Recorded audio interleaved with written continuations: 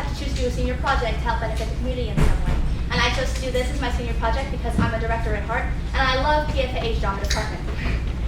Today, you will see lots of theater written by these wonderful people, and I, along with the directors, actors, and writers you'll see today, have worked so hard to give you the best day of theater imaginable.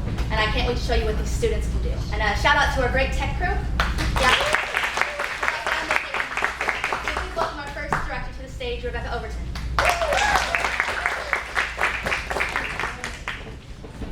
Hi, my name is Rebecca Overton, and I directed the scene OCD, written by creative writing student Lindsay Almslower. So I chose this scene because it has very real dialogue, and it talks about the struggles of mental illness. And OCD is, for those of you who don't know, is obsessive compulsive disorder, and it can be easily misunderstood. So I'd also like to thank my actors Zawal Barhani and Mia Vogt, because they worked so hard on the scene, and they have put their heart and souls into this, into their characters. And so I'm so thankful for them. And yes, please enjoy the show.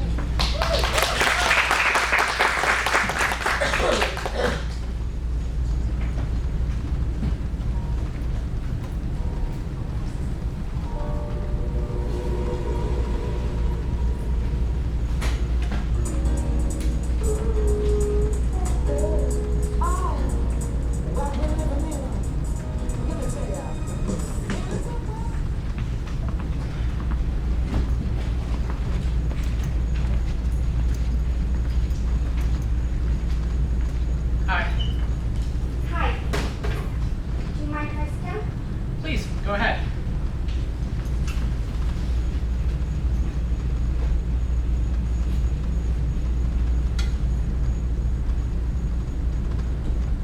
Can you move? What? It's nothing personal. I just really need to sit there. Okay. But why is suspension so important to you? It's not. I mean, it is. It's complicated. I don't want to get between you and your bench. Sounds like you have a lot of history. Look, I'm sorry. I would sit somewhere else, but I can't. I have a routine. What kind of routine? A sort of checklist every day. I walk the art squad twice and go 30 paces from the Beinecke Library to the third bench on the right and sit on the left side. Oh. Do you have OCD? That's an obsessive compulsive disorder. No. Your sweatshirt strings or anything, by the way? Alright. I was just going to say that if you did, I understand. You do. Yeah, for me it's shoelaces. Shoelaces. Every day I take out my shoelaces, put them back, and knock them on the hour. I used to tie other people's shoelaces. They bother me so much. I can't stand untied shoelaces. What about, like, shoelaces that don't match the shoes? Tacky, but not the end of the world. I can't stand that. And untied shoelaces don't bother you? Tacky, but not the end of the world. How do you fold your t-shirts? I always do it in 3 parts, so That's the design shows. Yes, because how do you know what shirt it is? What about couch pillows? What about couch pillows? Oh God, please don't tell me you're the kind of person who just throws the pillows on and lets them fall all over. I'm sorry, but no, I've never thought about that. How could you not? I don't know. But I really hate it when Julie Bowles writes it up in the cabinet. Like, do you know how much dust there is in that? Huh. I'm indifferent. That's disgusting. Not if you keep your cabinets clean. I don't know if I can let that one go. The most important thing though, more than bowls or pillows or benches, finger tapping. I cannot stand it. Like, I will cut off your hand. That's extreme. I'm so serious. I hope not. I don't even know.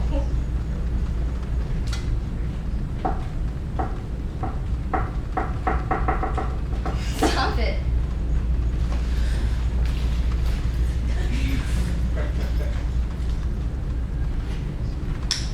Are you copying me? No, you were copying me. That's weird. I know, I've never met anyone who does that before. What? Use this hand sanitizer? Never leave the house. Honestly, why should anyone leave the house? There are wars, rapes, murders, untied shoelaces, poverty, Ebola. It's a crazy world we're living in. And I just can't see that half of us immersed in sin is all we have to give these. What?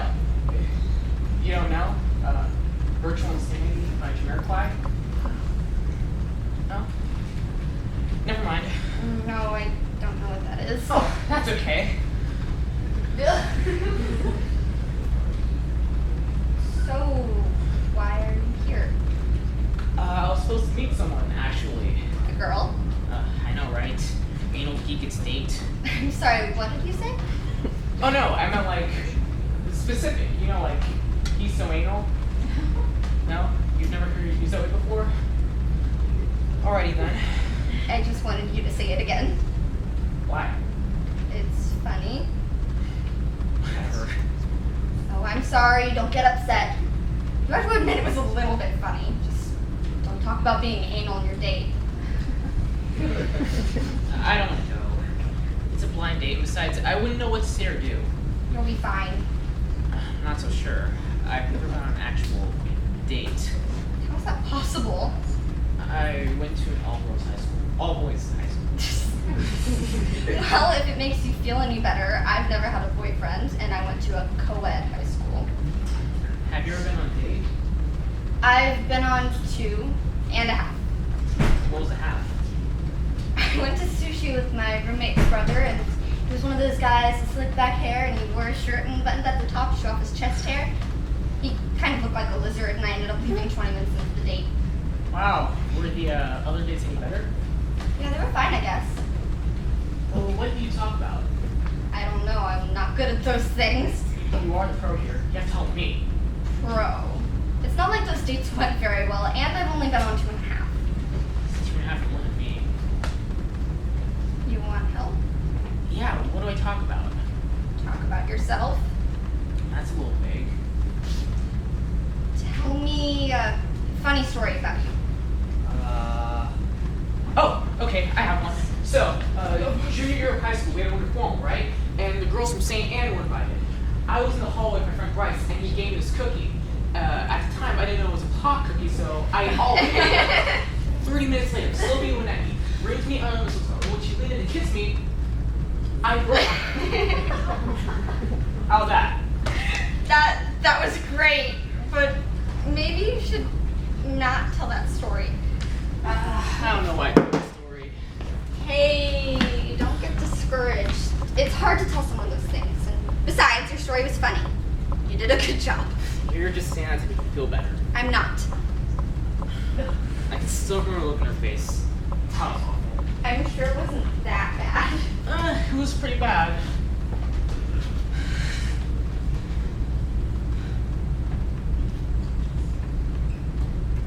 What is it? It's just, I wish I knew you earlier. I've never met someone I've had so much in common with. It's nice to be able to talk to someone who understands why I organize my socks by color. A lot of people don't treat it seriously. They either write you off as attention seeker or try to fix you. I don't understand why everyone always wants to fix it. I may spend an hour folding napkins, but I'm not crazy. That's the problem. Popular belief is that you're not like everyone else. You're crazy. I'd rather be crazy than not feel anything at all. I was on Zoloft for a while and I felt like a zombie. Zoloft is the worst. I felt like I was asleep for 8 months. Did you ever try Lexapro? No, I'm using this right now. It's another antidepressant. I started it a couple months ago, but I haven't really been taking it. I can't sleep when I'm on it. It bothers me that a lot of OCD medicines are antidepressants. I think about that a lot too. Maybe it'll change someday, but not as long as it's still highly profitable. That's true. The medical industry is just that. It's an industry. People make money when other people get sick, and prescribing Advil more profitable than chemotherapy. Cancer patients will be treated with Advil. I can't believe that it's that bad. How can you? Experience. Then why are you still using an SRI? I use it because I want to see what it feels like to be normal. What it feels like to see an untied shoelace or a piece of gum on the sidewalk and keep going. How's that working out so far? So far, not great. Instead of not noticing what bothers me, now I don't notice much of anything. Well, maybe noticing the little things isn't so bad. Sure, you flip a lid when the bowl's the right side up, but you also notice things other people don't. When did you start noticing the little things? I was 3 years old, and I had a blue stuffed dragon that I took everywhere with me, and he was always on my left side. One day, my mother put George the Dragon on my right side, and I threw a fit. That's awful. My parents didn't treat it seriously for a long time because they always thought I was being difficult on purpose. But I had my little brother who was always understanding. That's good. What about your parents? They didn't know, they didn't care. Oh, Well, it wasn't that bad. I had my grandmother. She was always understanding. parents can be disappointing. Yeah, you never want to do that to a kid. It's just hard when two people think they're in love and get married and start a family and realize that's not what they wanted. It's not fair because falling in love is impossible. Do you think falling in love is impossible? True love is just not something I can understand. What is there to understand? I don't understand how two people can be perfectly happy together forever because everyone will let you down eventually. Even the people you love, because no one is perfect. And you really believe that? My experiences have taught me that. Well, are you happy now? I guess. You guess? That's not happiness. You're telling yourself that everything's okay when it's not. People weren't made to be alone. Everyone meaningful in my life has left me, so maybe I was meant to be alone. I don't want to wake up one day and realize I'm unhappy. Look, you're afraid of love. You don't want to be heartbroken because you don't want someone to give that kind of power over you. I should go. You can't run away from that. Maybe I can leave. Look, I'm sorry if I offended you, but if you want to go, at least let me walk you home. If you don't mind, I'd like to go alone. Why?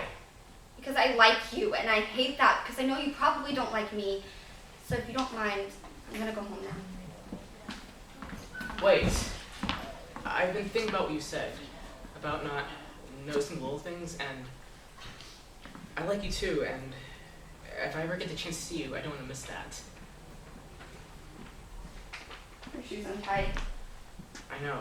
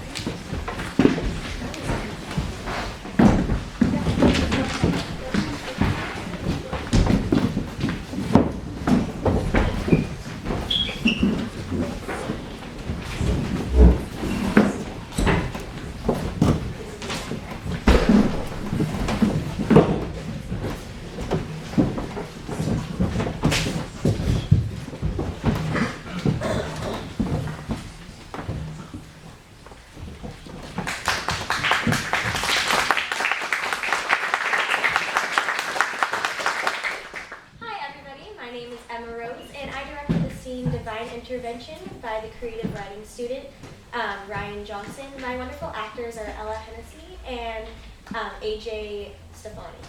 I chose this scene because it brought in a new concept that most people haven't thought of before, and I just really wanted to challenge myself and my actors to try something new. I thought it would really help me grow, and it helped my actors grow as well by trying new things and challenging ourselves. I had a lot of fun blocking, and I couldn't have done it without the help of my actors, whether it was doing constant run-throughs or blocking or whatever it was. And I would like to apologize if this scene does offend anybody. The purpose of it is not to offend anybody, but just to try new things. So with that said, I hope you guys all enjoy the show. Thank you.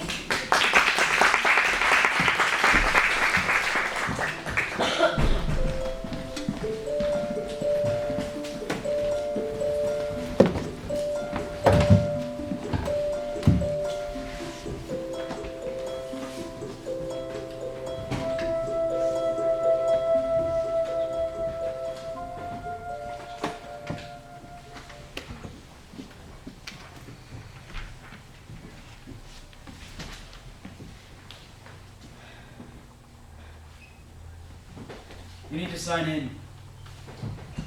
Excuse me? There's a sign-up sheet at the front desk with questions you have to answer. You have to be kidding. Nope. It's only 10 questions, though.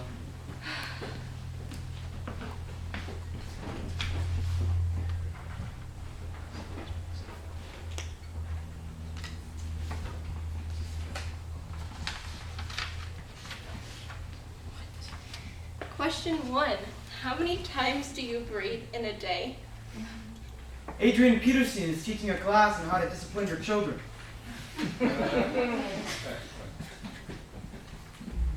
Question 2. Can you tie your shoes and say the alphabet backwards at the same time?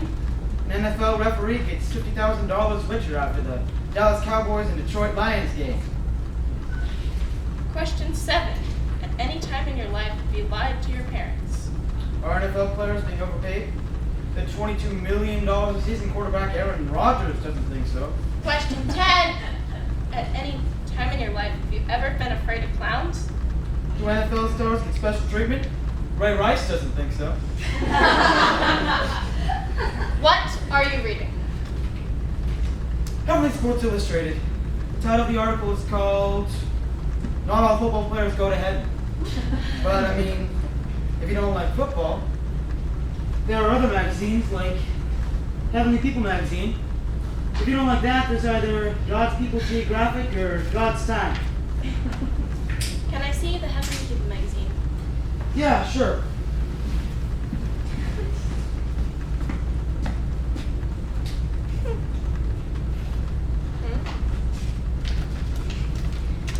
These pages are blank. Yeah, I'm guessing there's not a lot of celebrities in heaven. Are we in heaven? No. So then we are in hell. No. You finished with the prep work yet? Then where are we? Finish your paperwork and I'll tell you. Seriously? Or you could just tell me. What? All I could hear was the sound of unfinished paperwork. Real mature. Fine. You win.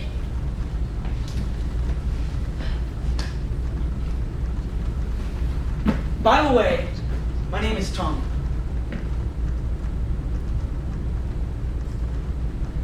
Megan. So, I did my paperwork. Now tell me where we are. I have no clue. Then why did you make me finish this paperwork? Because you have to, it's paperwork. Have you seen anyone behind the desk area? No.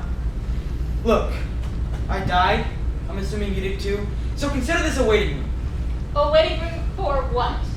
To find out if you're going to heaven, or if you're going to hell.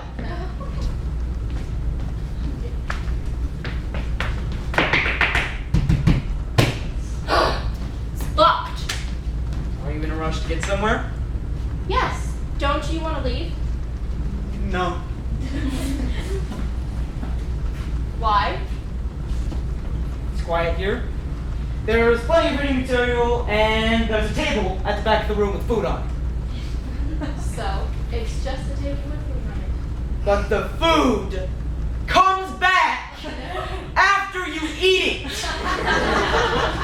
So, you'd rather sit in this room and eat all the food you can than leave? Yeah, why are you in such a rush? Because I want to know. Want to know what?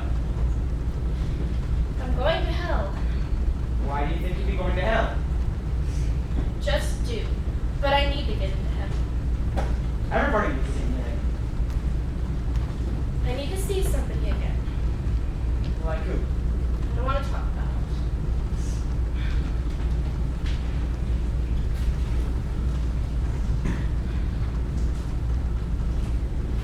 I need to get into heaven too.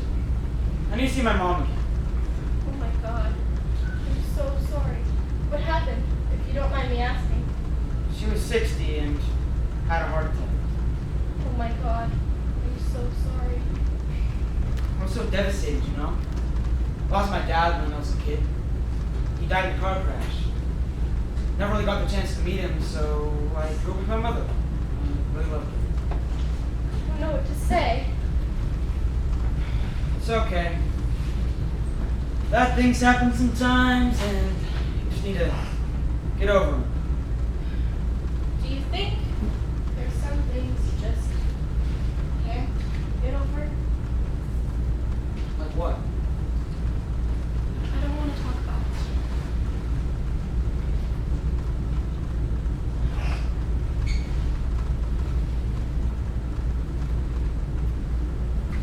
Maggie, Yeah, there was always forgiveness. not for me. If you want forgiveness, you need to forgive yourself first. I hit someone with my car, and I think I killed them. What happened? My dad, he died. I just didn't know what to do. I was his little girl, and there were so many things we were supposed to do together. I went for a drive. I was crying so hard I could barely see. And the next thing I know, I see what looks like a person, and then I woke up here. Listen. Everybody makes mistakes. But it's how you deal with your mistakes that determines your character. Why do I feel like crap then? Because you went through a horrible experience. Which makes me a horrible person. How? I'm not dealing with this well at all. Listen, I know it's hard. But it will get better. How do you know? The feeling of being alone, no one understands what's going on. You try to act like everything's okay. You put on this mask acting like nothing happened. But the more days you wear the mask, you die a little more inside. How do you know all this?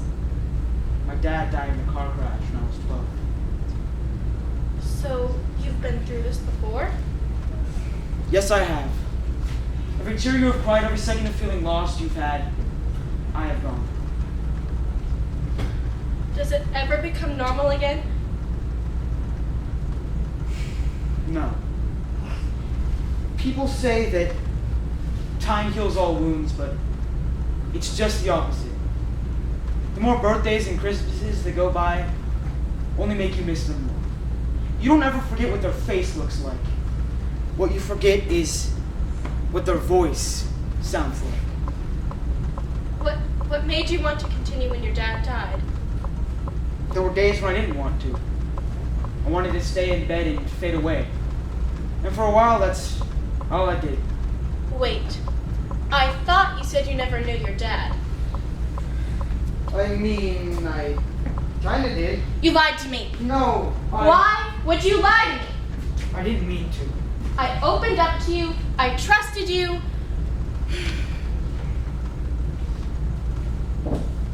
I'm God. What? Megan, I'm God. No. You're Tommy. I'm serious. If you're God, then what about the story about your dad? I don't usually tell people who come through here that I'm God. You're different. How am I different? My job is just to tell people who come through here whether they're going to heaven or hell. Then I saw you. And all your beauty. Both inside and out. You think I'm beautiful? Yes, I do.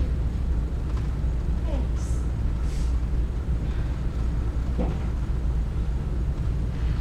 Do you know what happened to the person that I hit? Yes, he is in heaven now. Is my dad in heaven? Yes, he is. When he came in here, all he could talk about was how special you are. Does he miss me? Of course he does. But you need to live your life to the fullest.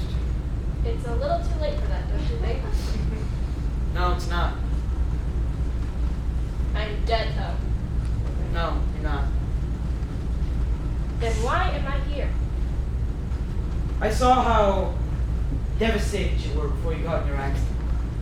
So, I brought you up here to convince you to live your life. Listen, you're smart, beautiful, and have your whole life ahead of you. So I'm still alive back on Earth? Right now, you are in a coma. Now, I need you to do me a favor. What? Go back and live life to the fullest. Have no regrets. But what if I don't want to go? You have to. Why would you want to stay? I don't want to leave you. It's not your time, Megan. You have your whole life ahead of you. But my life is complete being here with you. You need to go back, get married, have children, and grow old with someone. I will be here waiting for you.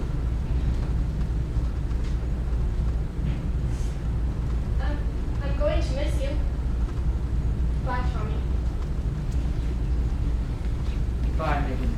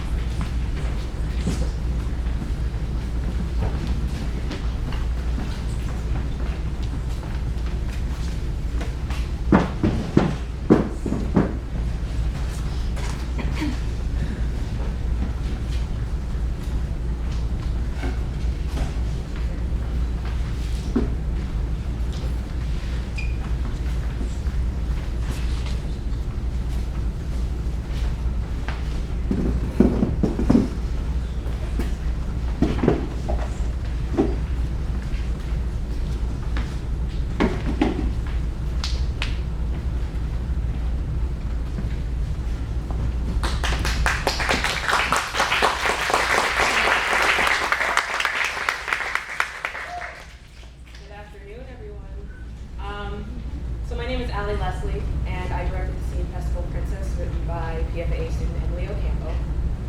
This is my first time directing. Ms. Baller gave me this opportunity. I've been acting this whole semester, and I asked her last semester if I could, and she let me do it for Theater Fest. I thank her a lot for this opportunity. I got to work with two great actors, Christian Alvarez and Eden Lannon, and it made it so much easier going through this process, and we all got to grow together with this scene. It kind of goes over, is love at first sight real in a way? So I hope you guys enjoy it and enjoy the rest of the show.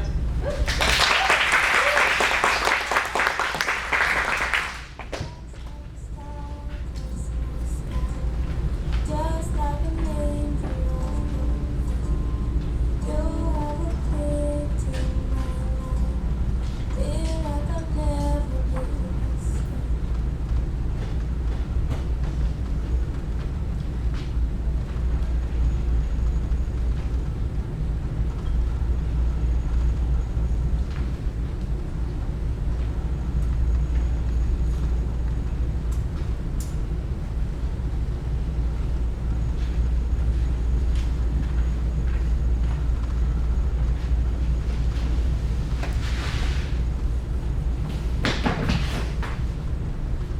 These bathrooms are out of order.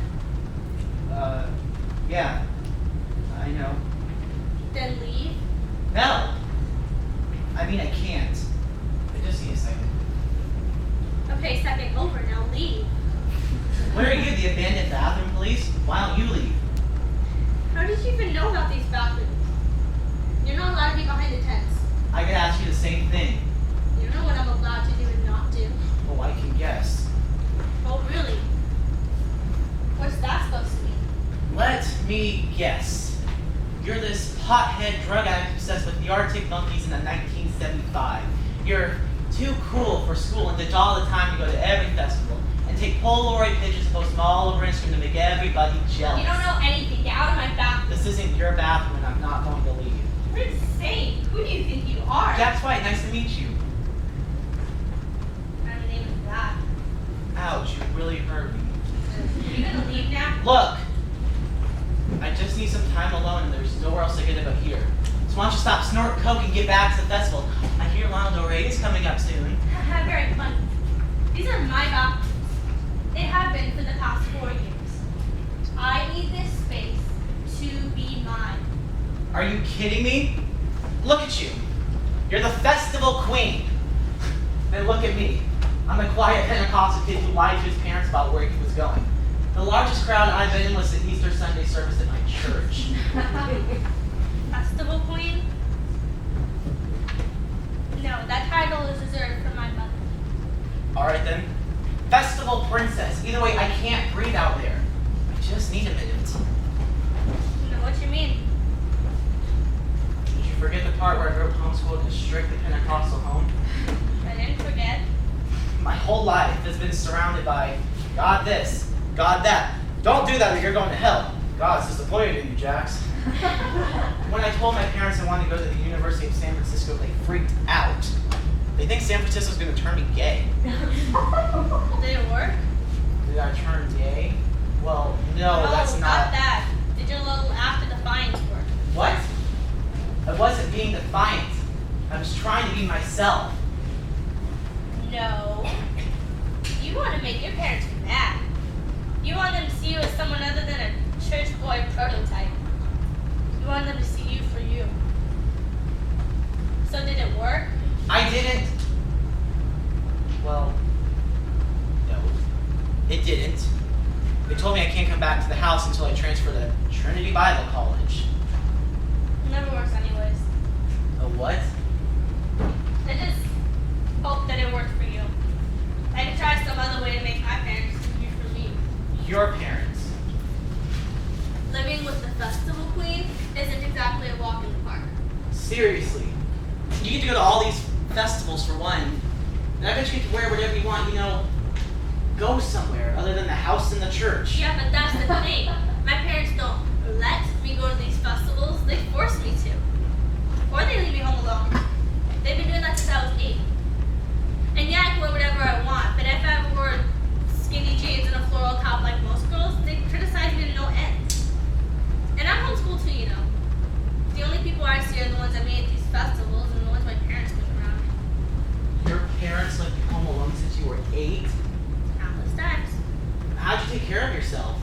Just did. But you were homeschooled. I taught myself. With what? I read a lot. You know, I really enjoyed school.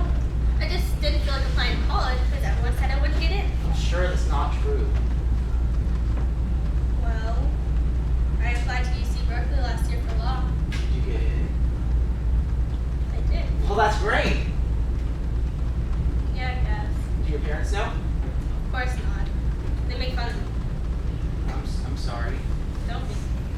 Well, are your parents here? No, there are some week-long festival in Greece or something. So, you're camping here. Unfortunately, yes. My friend said that we just had to camp because we had to get the full festival experience. Full festival experience, huh? Apparently, bug bites and sleeping on the ground is something to look forward to. Well, if you ever get tired of the bug bites in the ground, come out to the Fancy Springs Resort. That's the hotel I'm staying in. Well, I have an extra bed, of course. an extra bed. And you're gonna give it to me. Come on, I bet you met all kinds of gorgeous girls today you'd like to take back with you. Well, only one, really. Well, I hope you have loads of fun with her. As for me, I have a headache and I believe this conversation's over. Well, I don't even know her name. We'll find her then. Well, I mean, I know where she is. Then why are you still bothering me? Because I'm looking at her. Haha, very fun. No, it's you. I'm talking about you. Picking up girls in abandoned bathrooms. Classic. Did I do it wrong? I was watching this movie the other day, and this guy was talking to this girl, Look, and he... Jax. It's never gonna happen. I'm sorry. I was just trying Yeah, to... I know. You thought the slutty, drug addict, festival princess was down to have some fun. Yeah, I get it. No, I swear. I was just trying to get to know... Me? Yeah, I know all you guys are just trying to get to know me in your hotel room. I don't even know your name. That's never stopped anyone before. I've never even kissed a girl.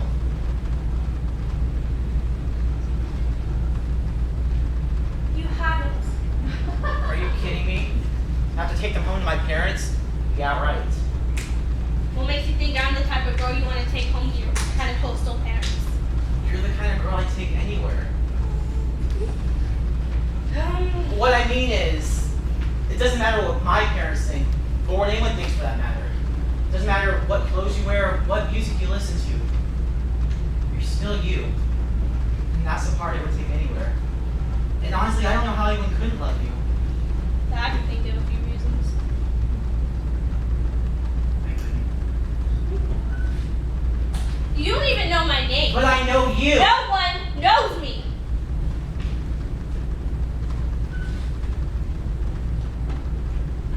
I should get back to my friends. You shouldn't. I have to go be the festival princess like everyone expects me to be. Or you can just leave the festival. Be mad at me. Who? Your friends? Like they know you? Do they even know you want to go to college? Of course not. So what are you going to do when you leave for Berkeley in the fall? Well, it's not like I'm actually gonna go. What? Why wouldn't you go?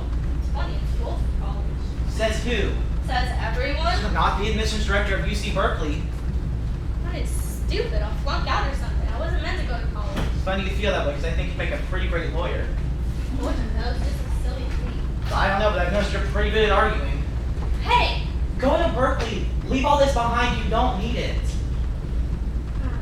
What are you afraid of? Failing? You'll never be happy here. I don't need to be happy. That's not true. I never have been.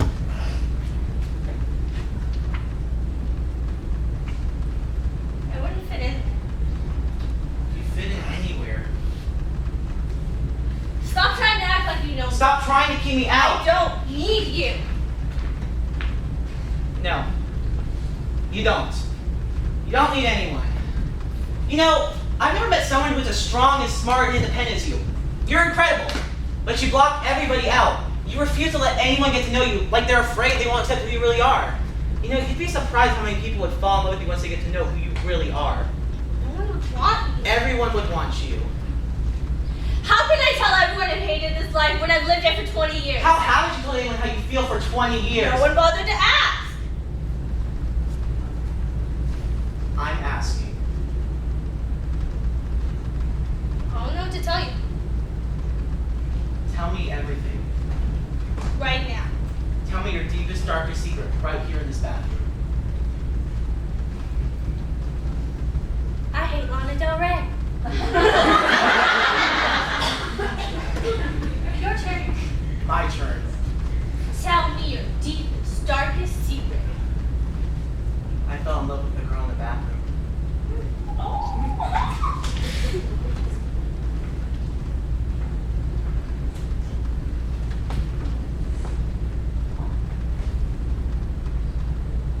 Can I change my secret? What? Jealous that mine was better than yours?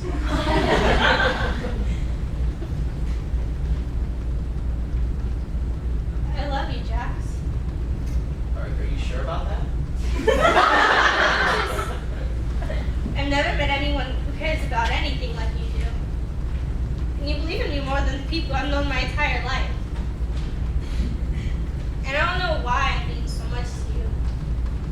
But I'm glad that I do. I love you. Even though I still don't know your name. Luna love. Nice to meet you.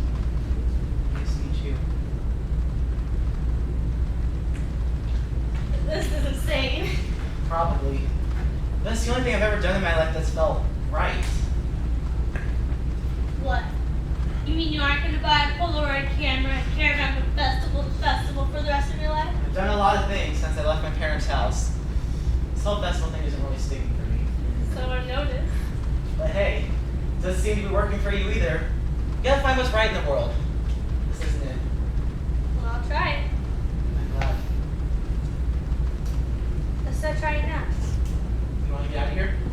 So I'm trying to act cool. No, really. I've been keeping this to myself for a while now, but it smells really terrible in here. I think we should get out of here. Well, let's go.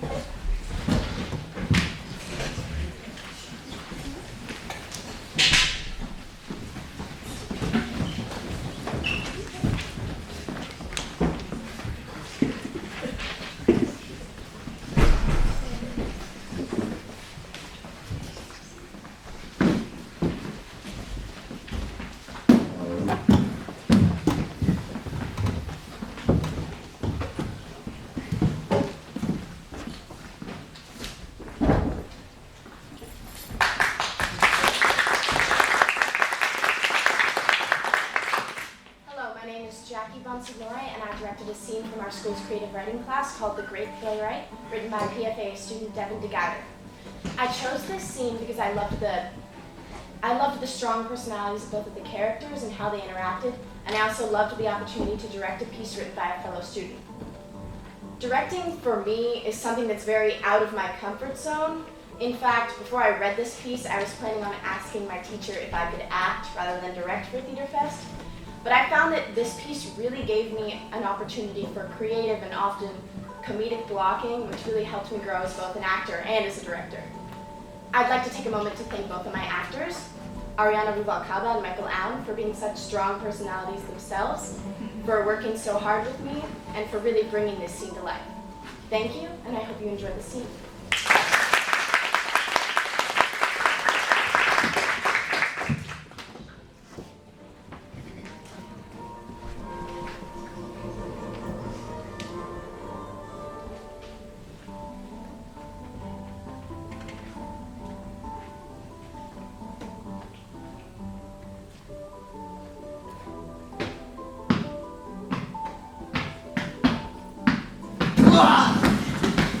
Oh my god, are you okay? Oh, Mia, I'll be just fine. Here, let me get the house lights.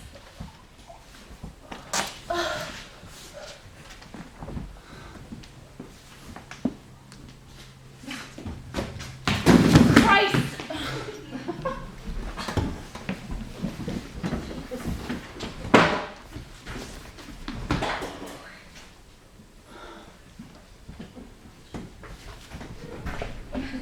Oh my god. That was a nasty fall. And another nasty fall. How are you? I'm doing quite well now. Nice to meet you. I'm Carlos. Oh, you need to just stop moving. My heart has already stopped. It was all my fault. You fell too. I fell head over here. I should have had the house lights on. I always do this. Every time I'm at a new theater, I just mess up. I think I might love you. Damn it! Now I'm lying What did you just say? Are you not feeling it? What? Feeling what? You know the whole love at first sight we have going on here. Well, if you feel that way, I do deeply apologize and offer my sincerest condolences.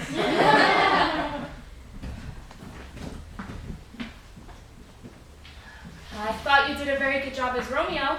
The lighting was particularly fantastic tonight. Thanks. The masquerade ball specifically, I enjoyed the sudden change of light upon my character. First seeing Juliet. You know I just pressed the button to change the light cue the last operator set up. Yes, but you pressed it with such, elegance. Uh-huh. No, I mean it. Just tonight, the feeling of love at first sight really hit. Like it felt so real. Real. Love at first sight hardly holds any merit in the real world. You don't believe in love at first sight? I just think it's a bit silly. Silly. Yes, it's silly. It's a highly unrealistic plot device used by lazy writers who have to depend on the supernatural instead of creating actual character motivations. You mean to say that William Shakespeare was a lazy writer? I absolutely mean to say that. At least, regarding plot, I mean, the guy consistently resorts to using long-lost twins and magic to justify his language. It's a good story, but that's all it is. An overly romanticized story. Yes, but that's just the allure of the greatest love story ever told. It's a fictionalized version of the real-life phenomenon, love at first sight. Everyone that I've known that's experienced love at first sight has either been attractive or wealthy. I hardly think that's a coincidence. You really are quite dismal about love, like a Valentine's Day Grinch. The Grinch just wanted some peace and quiet from the irritating and excessively optimistic denizens of Whoville. I realize I might be a bit optimistic, but am I really that irritating? Not quite. Much like Dr. Seuss's Whovians, you get a pass because you're cute. So you looked at me, and upon first sight... I felt attracted to you, but You'd be a fool to call that love.